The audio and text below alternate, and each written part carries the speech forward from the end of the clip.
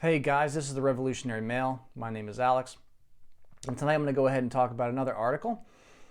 This one is entitled, Good Fathers Make a Big Difference and Science Proves It from EV.com, EVMagazine.com. Written by Main Kara Yakubian on July 28, 2021. Fathers are critical to a child's development. It's easy to forget this amid the cultural acceptance of toxic masculinity as a legitimate concept. But sorry about that. Let's start that sentence again. Fathers are critical to a child's development. It's easy to forget this amid the cultural acceptance of toxic masculinity as a legitimate concept, but we ought to keep in mind that fathers have an irreplaceable role in the lives of their children. The parental duo. Fathers aren't merely second adults. In the home, from birth, children with involved fathers are more likely to be emotionally secure, have confidence in exploring their surroundings, develop better social connections as they grow older, and experience greater life satisfaction. This begins with the father-mother relationship. Fathers who have good relationships with the mother of their children are more likely to be involved parents and raise psychologically healthy children. Unsurprisingly, happy and supportive relationships also make for better mothers. A positive father-mother relationship results in more responsive, affectionate, self-controlled, and confident parenting. It's vitally important for children to see healthy relationships modeled for them. Because children, especially when they're incredibly young, are like sponges.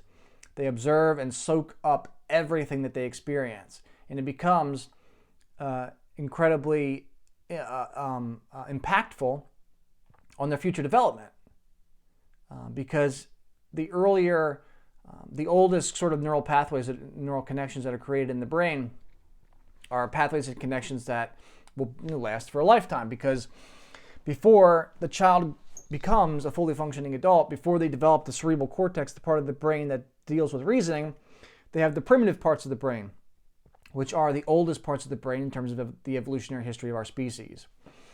And those parts of the brain are incredibly important in terms of emotional well-being, impulsivity, delayed gratification.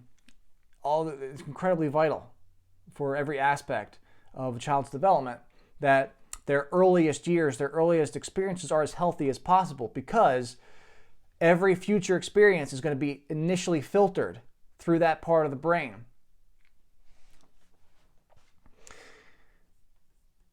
The dynamic between fathers and mothers also sets the tone for their children's behaviors. Fathers who treat their children's mothers with respect and handle relationship conflict in an appropriate manner are more likely to have sons who will likewise treat women with respect and be less likely to engage in aggressive behavior towards women. These fathers also raise daughters who are less likely to get involved in violent and unhealthy relationships. Girls with involved and respectful fathers develop healthy standards of how they ought to be treated by men.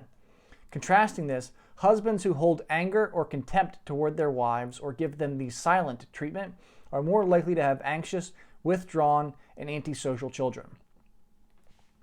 Essentially, this is the key difference between a functional house, a relatively functional house, and a dysfunctional house, and the impact that it has on children as they grow, and the kind of relationships that they form with the people in their lives.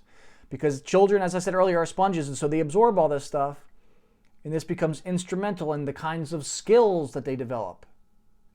Their communication skills, their ability to regulate emotion, their ability to process their feelings and communicate them to other people, to set boundaries. All these things are incredibly important when it comes to building relationships. And fundamentally, when it comes to being successful in life as an adult, a child's ability as they grow to develop, foster, nurture healthy relationships is going to be incredibly impactful in their ability to be successful as an adult. And children who experience significant amounts of trauma in childhood or dysfunctional home lives in childhood tend to have very few communication skills, relationship skills, and tend to have a lot more trouble being successful at life and having a stable life, building something that is theirs. that's healthy and good for them. Continuing on. While caring and involved fathers can be found outside of marital relationships, they're more likely to exist within the context of marriage. One reason for this could be the legal obligations and social norms associated with marriage and raising children, which connect fathers to their family union. This could partially explain why families with married parents create a better environment for child rearing compared to unmarried, cohabitating parents. That's definitely going to be true. While I don't advise men to get married in the current climate because it's an unconscionable contract, fundamentally, in the modern context, women are incentivized to break up their families. 70% to 80% of all divorces are initiated by women. So with no-fault divorce, marriage is not a viable option for men today because men don't receive any benefits. There's nothing that we can get in those relationships, in that context, that we couldn't get from a woman who's just our girlfriend. The only exception that I ever make for that is when you're going to have children. And this tells you why. If you're going to have children, it's definitely best to get married to a woman and form a more traditional, stable relationship, just because the studies and the statistics show that it's the best environment for giving your children the best head start at building their own successful lives. Continuing now. And I should say, while there are obviously successful parents who co-parent and don't live together and are not married, it's not as successful for obvious reasons. The relationships are more unstable, there's more conflict, the children are moving around, there's all change and some amount of turmoil at all times because there's no real stability as there is when a husband and wife live together and raise their children in the same house. That's just fundamentally more stable. Continuing. How fathers impact educational outcomes. Children who have fathers perform better in school. Various studies have shown that fathers who are nurturing and playful with their children raise kids with higher IQs, better linguistic and cognitive capacities, and greater levels of academic readiness at the start of their academic journey. And of course, this makes sense. Every time that you interact with a child, when you play with them, you roughhouse with them, you show them a game, you have a conversation, every interaction develops the skills that are needed for that child to interact in that particular context. So the more variety that a kid has with the various ways that men nurture compared to the ways that women nurture, it sets them up for greater success when they have to go out into the world, initially at school, and take what they've learned and apply it to people outside their family.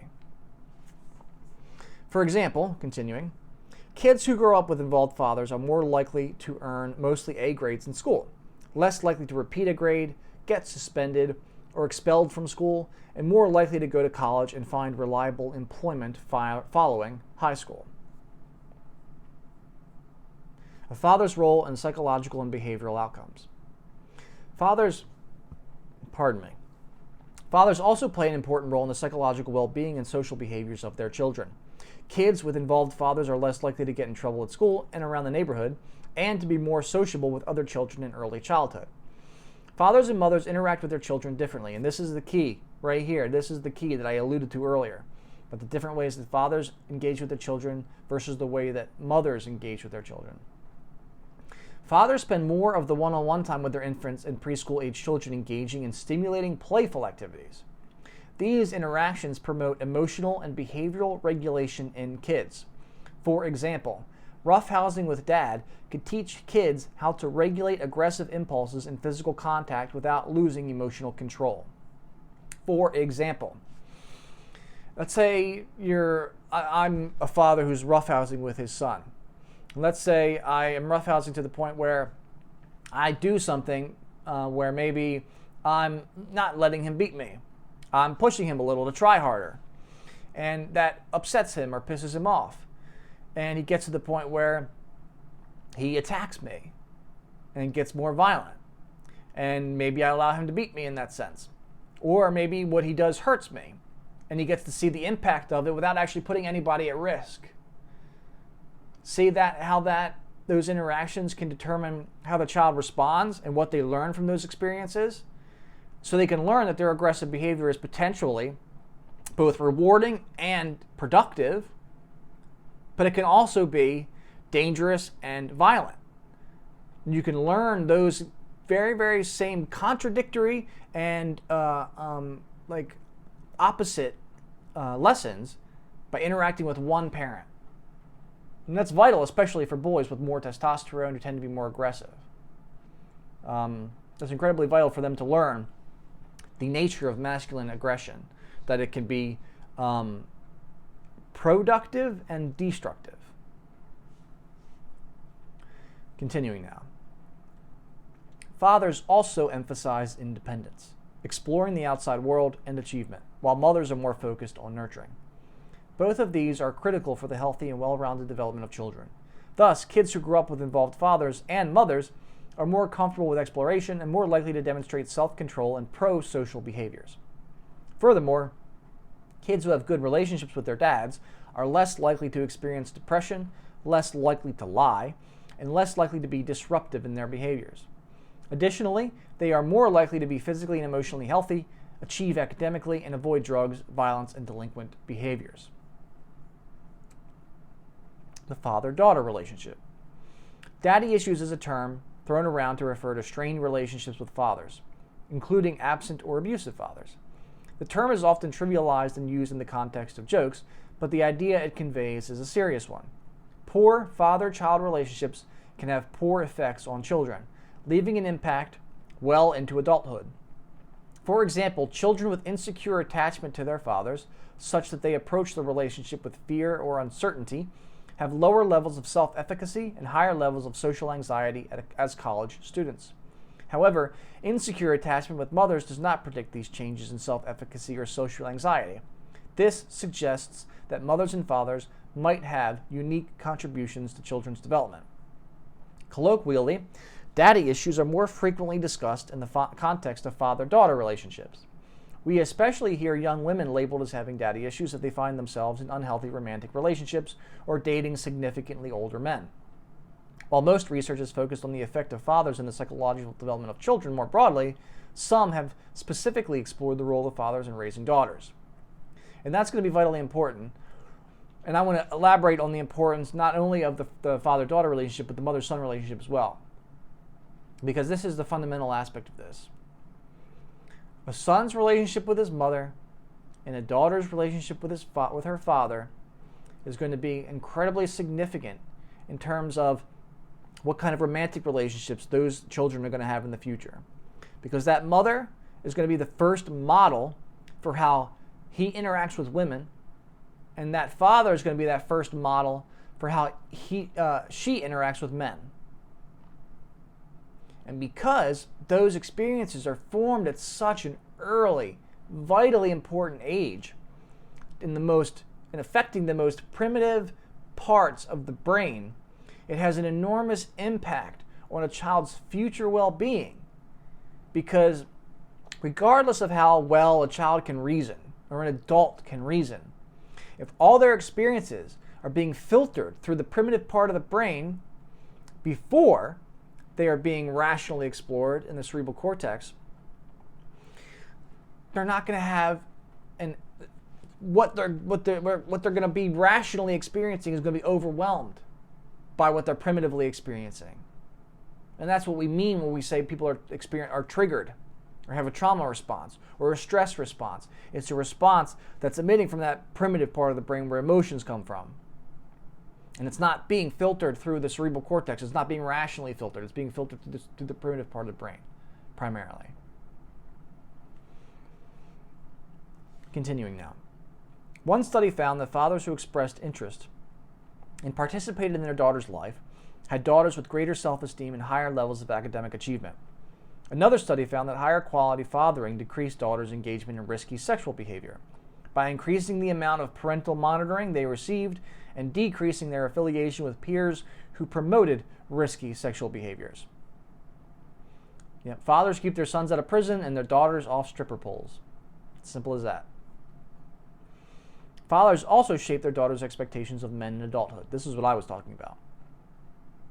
Girls who receive lower quality paternal investment develop lower expectations for their male partners and tend to have higher numbers of sexual partners. Additionally, women who experience absent, harsh, or deviant fathering perceive greater sexual interest among men. Dr. Danielle Del Priore suggests that this psychological change could increase a woman's likelihood of engaging in unrestricted or risky sexual behavior in response to growing up with a disengaged father. That's why it's so often the case that young women who grew up without fathers or are born to like mothers who had their child when they were 16, 17 years old so often become teenage mothers themselves. Closing thoughts. In recent years, on Father's Day, many social media users have taken the day to call for the cancellation of the holiday, to minimize it or applaud mothers instead.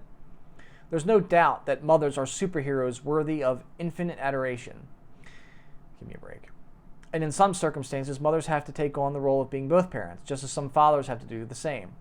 But this doesn't eliminate the unique contributions of each parent. And so just as we need good mothers, we need good fathers to raise good children. And I agree with that wholeheartedly. Well, that's the end of the article, guys. I hope you enjoyed it. I'm not going to take too much longer with this because it's already been about 16 minutes. But I hope you enjoy the content. If you are interested in sending me any articles or news stories that you find, you can go ahead and email me at therevolutionarymail@gmail.com. Please leave your comments below whether you like the video or dislike the video. If you have any suggestions for me, I am very willing to and open to listen to them. Hit the like button or the dislike button just to get the engagement up. And I hope to see you guys next time, and I'll try to create a more regular schedule where I produce content for those who are watching. Thank you.